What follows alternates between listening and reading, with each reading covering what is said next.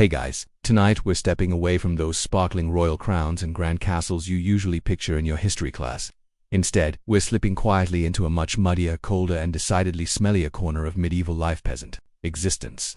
Imagine yourself waking up in a hut where the walls sag like your posture after an 8-hour Netflix binge. The roof leaks rhythmically and the constant aroma is somewhere between wet sheep and compost gone rogue. Honestly, you'd probably tap out before breakfast, especially if breakfast is a perpetual stew that's been bubbling away since last Tuesday. So, before you get comfortable, take a moment to like the video and subscribe, but only if you genuinely enjoy what I do here. And if you're not too tired, drop a comment below to let me know where you're listening from and what time it is there. It's always oddly soothing to see who's drifting off to sleep across the world with these quiet histories. Now, dim the lights, maybe turn on a fan for that soft background hum, and let's ease into tonight's journey together. You're in a village that doesn't even merit a dot on medieval Google Maps, mostly because maps are a luxury you can't even dream of affording, but honestly, you wouldn't even know how to read one if you saw it. Your idea of navigation involves turning left at the really grumpy-looking tree. You've never ventured more than a few miles from where you were born because, let's face it, medieval travel isn't exactly hopping a flight to Cancun for spring break. For starters, there's the forested dense, dark maze that could hide anything from wolves to bandits to tax collectors. Frankly, you'd prefer the wolves. Speaking of dangers, medieval peasants believed disease could creep into your body through the soles of your feet. Imagine explaining that at your next doctor's visit. Sorry doc, forgot my shoes again. Might have stepped in some flu on the way here. But hey, prevention methods weren't much better. Some folks literally tied live chickens to themselves to transfer illnesses. No word yet from historians if the chicken survived or not. But I wouldn't bet on it. The center of your culinary world is pottage, a perpetually simmering stew filled with cabbage, leeks, and vague disappointment. Imagine your worst dining hall experience. Multiply it by about 10 and realize you're eating it every single day. Bread is also a staple, dark, heavy, and likely as nutritious as your calculus textbook. In desperate times, you grind tree bark to stretch out the flour. The bad news: historians debate exactly how digestible bark bread was. The good news: probably no worse than gluten-free options today. Each day you wake with the dawn and settle into routines dictated by seasons rather than clocks. Your job involves endless labor in fields that aren't yours. Every cabbage you plant belongs, technically, to a lord you've never met. You pay taxes in chickens and eggs, the medieval equivalent of Venmoing someone you barely know. Once in a while, the lord might give something back, like a feast day or a kind word muttered vaguely in your direction from horseback, but don't hold your breath. It's less thank you and more please don't revolt and burn down my slightly nicer house. Privacy isn't a medieval thing either. Your home is a single room filled with family, neighbors, and occasionally a goat who stares at you judgmentally when you oversleep. The fire at the center of your home isn't exactly cozy ambience, it's your heating, lighting, and cooking source combined. And trust me, medieval HVAC makes you appreciate central heating more than ever. You learn quickly to live with the smoke in your eyes, lungs, and clothes. Honestly, after a while, you barely notice it, though outsiders definitely do. Visitors aren't common, thankfully, because hospitality involves sacrificing scarce bread or ale. And besides, strangers often bring trouble, disease, or both. Your clothes are patched and repatched, and fashion isn't exactly trending in this corner of the Middle Ages. Think burlap chic, but you sleep fully dressed. Not because you're lazy though, no judgment here, but because removing layers in winter would be about as smart as leaving your window open in a snowstorm. Speaking of sleeping, your nights aren't exactly restful. Either medieval sleep is actually split into two distinct sessions, separated by an hour or so of quiet wakefulness, during which you might reflect, pray, or reconsider your life choices like eating bark bread. In between these sleep segments, you might have incredibly vivid dreams people genuinely believed opened portals to other realms. Imagine waking up convinced you've had a prophetic dream about turnips, only to discover no one in your village can agree on what turnips symbolize. Medieval dream interpretation wasn't exactly standardized, though historians argue endlessly over whether anyone actually believed a broken tooth predicted death, or if it was just medieval clickbait. But despite all these hardships, there's something strangely comforting about your humble, dirt-floored existence. You know exactly where the roof leaks, you know exactly which chicken wanders too far, and you even know exactly how many potatoes you can hide from the tax collector without arousing suspicion. Sure, you won't find this kind of lifestyle featured in medieval fantasy series. The knights get all the glory, but your story, full of quiet endurance and subtle rebellions, is still worth telling. After all, knights and kings might write history, but you and your perpetually simmering stew truly live it. So there you are, waking with the dawn to the sound of chickens clucking louder than your iPhone alarm ever could. Stepping outside into mud that's colder than your last breakup text. You might think breakfast would be the bright spot of your morning, but remember, this isn't avocado toast at some trendy cafe. Your morning meal is likely yesterday's leftover stew reheated for the 1000th time. With a chunk of that dense bread that could double as home defense in a pinch, you savor every bite. Not because it's tasty, it's absolutely not, but because you've learned gratitude from constant hunger. After this gourmet breakfast, you head out to the fields. They're not your fields, mind you. They're the Lord's. A guy whose sole qualification for power was being born in a slightly better house than yours. You're stuck doing what's known as corvée labor, unpaid work owed to your feudal landlord. Think of it like unpaid overtime, except your boss literally owns the ground beneath your feet. Historians still debate how willingly peasants did this work, but if you ask me, enthusiasm probably ranked somewhere between dental surgery and stepping on Legos. Speaking of lords, let's talk medieval taxes. Unlike today, you can't file these online at 11:58 p.m. while panic drinking coffee. You pay your taxes in grain, chickens, or sometimes eggs. Imagine walking into the IRS with a basket of eggs and hoping that settles your student loans. And if you thought modern fees were outrageous, wait until you hear about the medieval fee structure.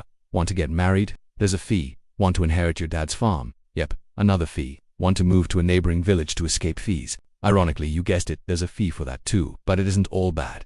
The Lord is supposed to offer protection. In theory, if bandits or neighboring nobles attack, he'll defend you, though if we're being honest, his help often arrives slower than a dial-up modem. Still, you'd rather have a slow lord than none at all, because traveling on medieval roads alone is about as safe as skydiving without a parachute. Bandits aren't the romantic Robin Hood types either. They're more like medieval muggers who prefer their victims clueless, alone, and carrying chickens as currency. Traveling is tricky for other reasons too. Medieval forests aren't like your local city park with neatly trimmed hedges. They're thick, dark, and scary enough that Grimm's fairy tales probably undersold them. Folks genuinely believe these woods are full of spirits, witches, and, less magically, wolves and bears that aren't exactly eager for human company. And since there's no GPS, directions are vague at best. Go left at the weird-shaped rock, then keep walking until you feel existential dread. Now, if you do venture beyond your village, perhaps on pilgrimage, you'd quickly find the outside world shockingly unfamiliar. Languages shift so rapidly village to village that asking for directions might get you blank stares or suspicious glares. Dialects vary more wildly than opinions in a YouTube comments section. Even simple customs can trip you up.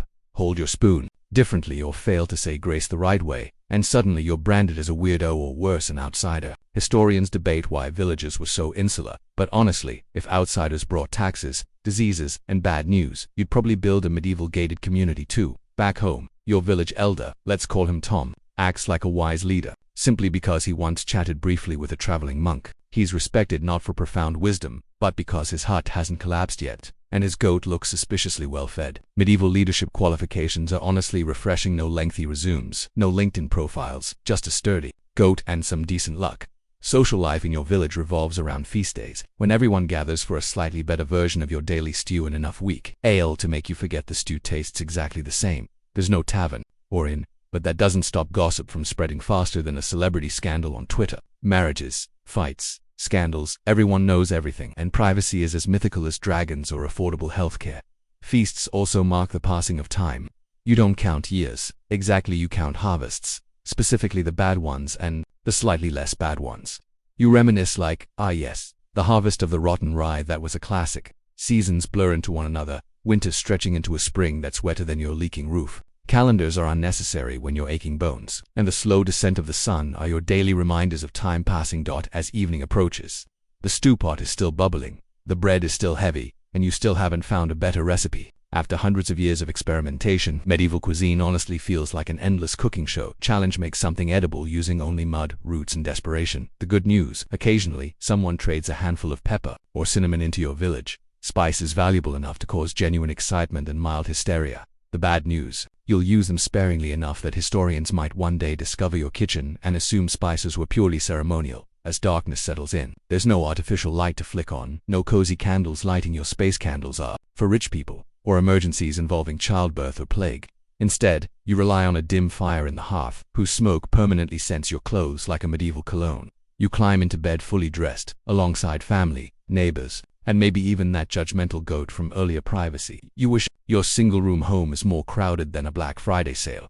But despite the cramped quarters, there's something comforting about hearing the breathing of your loved ones at night. Sure, someone's elbow might jab your ribs, someone's snoring might rival heavy construction equipment, but that closeness is reassuring in a world where comfort is rare. And even though historians continue debating whether medieval people ever truly slept comfortably, Your exhaustion is genuine enough to drift you off quickly, soothed by the whispers, snores, and gentle crackling of a fire that has been burning for centuries. Just like your resilience, you wake again, right in the middle of the night, to what medieval folks call the watching hour. This isn't insomnia or that guilty moment when you realize you left the oven on. It's simply the medieval sleep cycle, split neatly into two halves, with an hour or so in between. Historians still argue about why medieval people slept this way, though if you ask the chickens who live in your house, they'd probably say it's just revenge for being tied to sick people earlier. During this nightly interval, you're expected to do something quietly useful: pray, reflect, whisper, gossip, or contemplate life choices like why you keep eating stew that tastes like wet cardboard. But mostly, you stare into the darkness, listening to sounds you can't quite identify: animal shifting, a cough echoing through walls thin enough to transmit medieval Wi-Fi if it existed. You reassured yourself that noise was just the goat again, but honestly, deep down, you're not entirely sure. When sleep finally returns, dreams come vividly, so vividly. Medieval folks thought the midnight hour opened a door to other worlds. Last night, you dreamt about a talking pig giving you financial advice. The local dream interpreter, Tom again, obviously insists it's a good omen. You're skeptical, mostly because pigs probably don't know much about medieval economics. But hey, in an age where the best financial plan is hiding grain from tax collectors, maybe a pig's advice is worth considering. Waking again at dawn, you're not exactly refreshed, more like slightly less tired. You rise slowly, stretching out muscles you didn't even know existed until medieval agriculture brutally introduced you to them. Heading outside, you're immediately confronted with reality. Your fence has collapsed overnight. Chickens are wandering freely, and the neighbor's goat is munching on your prized cabbage. You briefly consider medieval small claims court, but that involves talking to the Lord Steward, and frankly, you'd rather just fix the fence with some string and passive aggression. Speaking of fences, boundaries in your village aren't recorded. Officially, there's no land registry or notarized deed. Instead, property lines are described like a badly worded treasure map. Go past the sad-looking elm, then left where the ground gets squishy. Disputes over land ownership rarely escalate. Beyond shouting or mildly aggressive bread swapping, you once saw two neighbors arguing for days, angrily handing loaves back and forth, until both realized they'd forgotten what started the fight. Conflict resolution in the medieval period: less paperwork, more carbs. Your day's tasks are as varied as medieval television programming, which is to sonata toll. You mend fences, feed animals, tend crops, and constantly fight against nature's endless attempt to reclaim your home. Your house isn't exactly sturdy. It's a patchwork of mud, sticks, and optimism, held together mostly by stubbornness. Remember that leaky roof you keep ignoring. Medieval home improvement involves shoving more straw into holes and hoping gravity forgets you exist. Meals during the day remain repetitive. Lunch isn't Instagram-worthy. It's the morning stew reheated yet again, the culinary equivalent of hitting the snooze button repeatedly on taste buds. Dinner, yep, stew again, with maybe a slice of that bread you secretly suspect doubles as medieval drywall. Occasionally you might have cheese, dry, tangy, and tough enough to be used as a weapon in emergencies. And historians still can't agree whether medieval peasants actually enjoyed cheese this tough, or if it was simply editable despair. After eating, you wash dishes well. Wash might be generous. Medieval hygiene isn't exactly sparkling clean. Your pots are wiped down occasionally, rarely scrubbed, and certainly never sanitized. You comfort yourself by recalling that germs haven't been discovered yet, and if you can't see it, it can't hurt you, right? Spoiler alert, wrong nevertheless. You push these thoughts aside and tell yourself the stew's unique flavor is just character-building. Afternoon work continues, this time in the Lord's fields again, because feudalism means his grain is more important than your free time. You pull weeds, plow fields, and dream vaguely about life beyond your village, though honestly, your imagination doesn't extend far beyond a place with fewer chickens in your bed. You've heard tales of cities, buildings taller than 3 huts stacked together, filled with spices, markets, and people who don't smell exclusively of mud and manure. But these tales feel about as realistic as those talking pig financial advisors. From your dreams, late afternoon brings visitors. The Lord Steward appears to collect taxes. He's carrying a ledger, a quill, and an expression that says he's heard every excuse before. You answer his questions carefully, withholding just enough detail to avoid suspicion but not so much that he thinks you're secretly wealthy. Historians continue to debate whether peasants regularly cheated their taxes, though given your careful poker face, let's just say you wouldn't bet your favorite cabbage patch on medieval honesty. As dusk falls, the bells from the distant chapel remind you it's nearly bedtime. Bells in medieval villages aren't precise clocks, they're more like gentle suggestions, telling you when to sleep, when to work, and occasionally when to panic. You head back to your smoky hut, pulling a rough wool blanket around you, trying not to think about how rarely it's been washed. You share your sleeping space with family, livestock, and occasional rodents. creating a nightly orchestra of breathing, snoring, and random animal noises that lull you to sleep in a way no meditation app ever could.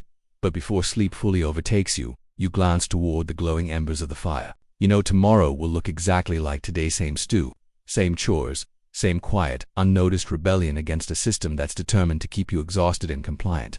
But strangely, you find comfort in that routine, because despite all its hardships, this life is yours: patched roofs, endless stew, wandering goats, and all. You drift into the first part of your nightly sleep cycle, nestled under blankets scratchier than a medieval monk's robe. Your dreams tonight lean toward practicality rather than fantasy visions of good harvests, freshly baked bread, and perhaps just one night where your neighbor's goat doesn't invade your cabbage patch. But even in sleep, you're reminded that life here isn't exactly a fairy tale. That talking pig returns, muttering something cryptic about investment strategies and barley futures, and you're pretty sure medieval dream interpretation never covered. Economics lectures delivered by farm animals. Morning comes all too quickly, pulling you from dreams of prosperity back into the cool, smoky reality of your hut. Today is market day, the medieval equivalent of Amazon Prime, minus the convenience, variety, or rapid shipping. The market isn't in your village. It's a few muddy miles away in a slightly larger village you've only heard described as not much worse than ours. This is your big outing, your rare adventure, and you're about as excited as anyone could be about walking miles through mud carrying sacks of turnips. That travel to the market isn't exactly straightforward. There's no signage, no road maintenance, and certainly no medieval GPS, just directions like head east until you regret your choices, then continue until the regret becomes acceptance. Along the way, you carefully avoid forests rumored to be inhabited by spirits, bandits, and possibly disgruntled chickens seeking revenge. The medieval mindset treats forests as mystical, dangerous places, kind of like a haunted house attraction, except far less entertaining, and the scares are real. When you finally arrive, the market is bustling, well, as bustling as a small village square filled with mud, gossip, and suspicious livestock trades can be. Merchants shout about the freshness of their fish that clearly haven't seen water in weeks. You briefly consider buying some salted herring, but remember last year's attempt left you thirstier than the village well during drought. Historians are still debating whether medieval people actually liked salted fish or just pretended to, out of polite desperation. Your own goods, mostly cabbage and turnips, aren't exactly flying off your makeshift stall. Nearby, a vendor loudly proclaims the miraculous health benefits of garlic, claiming it wards off evil spirits, illnesses, and overly chatty neighbors.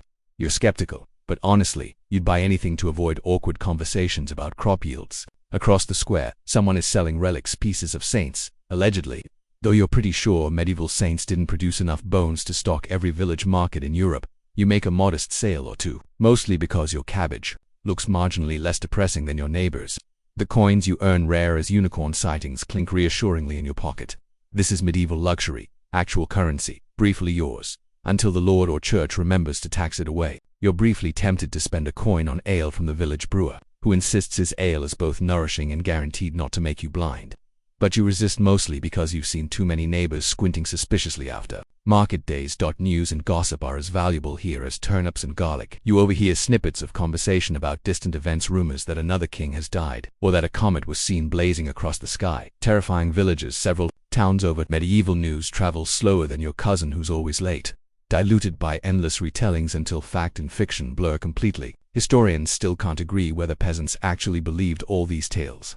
But honestly, you wouldn't be surprised if someone claimed the comet was delivering tax notices from space. As the market winds down, you prepare for the journey home, carrying fewer turnips and a few precious coins. The sun is dipping low, casting long shadows across paths you now realize are mostly composed of mud, animal droppings, and crushed dreams. You walk cautiously, wary of bandits who might mistake you for someone worth robbing, a concern both flattering and terrifying. Thankfully, the only encounter today is a suspicious squirrel that eyes your remaining cabbage hungrily. Back at the village, your neighbors eagerly await your return, less because they missed you and more because they're starved for news and novelty. They crowd around, questioning you with urgency usually reserved for celebrity scandals. You recount tales of the market, exaggerating slightly about your cabbage selling prowess, and pass along gossip about distant comets and kings. These stories become village lore, whispered excitedly at future gatherings, despite historians later debating their accuracy.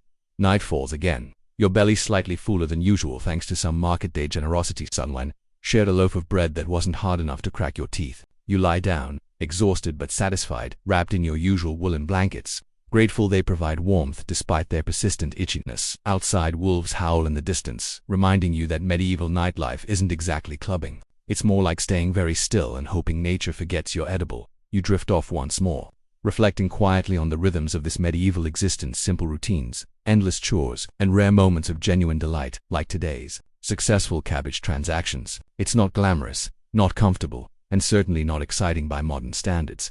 But somehow, you find peace in the predictability. Historians might never understand fully why peasants endured such harsh conditions without revolt, but as you slip into sleep, you think you might know the answer, because revolutions are exhausting, and you're already tired from selling turnips.